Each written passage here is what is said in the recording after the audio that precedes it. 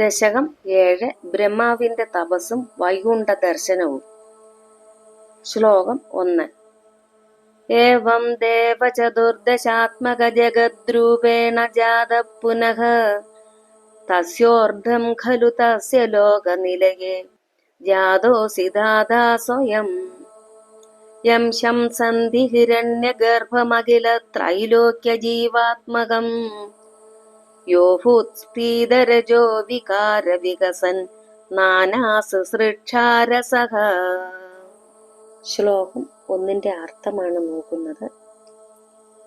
അപ്പൊ 6-ാമത്തെ ദശകത്തിൽ പറയുന്നത് എൻ്റെ രോഗങ്ങളും മാനസികമായിട്ടും ശാരീരികമായിട്ടുമുള്ള അസുഖങ്ങളെല്ലാം മാറ്റി ഭഗവാനെ ഭജിക്കുവാൻ കഴിയത്തക്ക രീതിയിൽ എനിക്ക് അനുഗ്രഹം തരണേ എന്നാണ്. എനിക്ക് ഭഗവാനെ പൂജ ചെയ്യാനുള്ള അനുഗ്രഹം ഉണ്ടാകണമെന്നാണ് പട്ടത്തിരിപ്പാട് പറയുന്നത്. ഇനിയിപ്പോൾ നമുക്ക് ദശകം 7 അർത്ഥം ഒന്ന് നോക്കാം. ചൈതന്യ സ്വരൂപനായ ഭഗവാന് ഇപ്രകാരം 14 ലോകങ്ങളുടെ സ്വരൂപനായി ജനിച്ച ഭഗവാൻ തന്നെ പിന്നീട് ഈ 14 ലോകങ്ങളിൽ ഏറ്റവും ഉന്നതമായ സ്ഥാനത്ത് സ്ഥിതി ചെയ്യുന്ന സത്യലോകത്തിൽ ബ്രഹ്മാവായി ജനിച്ചു. എല്ലാ ലോകങ്ങളുടെയും ജീവാത്മാവായ ഭഗവാനെ യോഗികൾ ഹിരണ്യഗർഭൻ എന്ന് പറയുന്നു.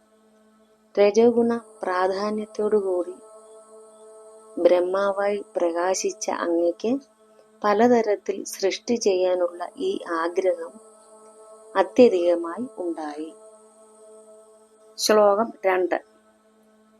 സോയം വിശ്വവിസർഗദത്ത ഹൃദയ സംപശ്യമാന സ്വയം ബോധം ഖല്ലു ന വാപ്യ വിശ്വവിഷയം ചിന്താകുലസ്തസ്തിവാൻ താപത്വം ജഗതാം പദേ തപതപേത്യേവം ഹി വൈഹായസീ വാണീമേനമശിശ്രവ ശ്രുതിസുഖം കുർവം സ്തവ പ്രേരണ.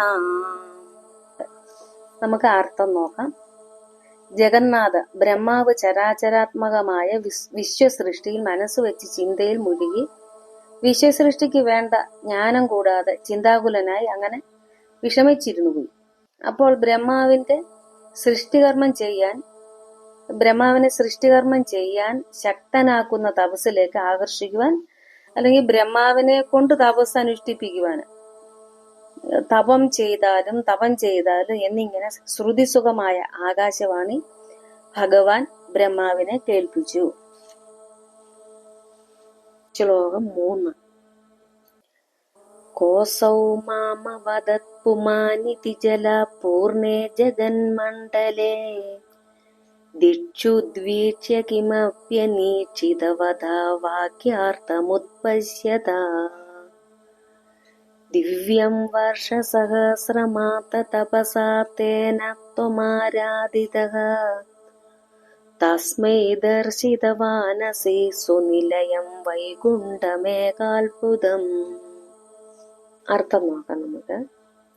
ലോകം മുഴുവൻ ജലത്തിൽ മൂടിക്കിടക്കെ ആരാണ് ഇത് എന്നോട് പറഞ്ഞത് എന്നിങ്ങനെ എല്ലാ ദിക്കുകളിലും നോക്കിയിട്ട് ആരെയും കണ്ടെത്താതെ അശരീരി വാക്കിന്റെ അർത്ഥം ആലോചിച്ചറിഞ്ഞ് 1000 ദിവ്യവർഷം തപസ്സനുഷ്ഠിച്ച ബ്രഹ്മാവ് ആരാധിച്ചപ്പോൾ അങ്ങ് സ്വന്തം ആസ്ഥാനവും അത്ഭുതകരവുമായ വൈകുണ്ഠ ലോകത്തെ ബ്രഹ്മാവിന് കാട്ടിക്കൊടുത്തു. ശ്ലോകം 4.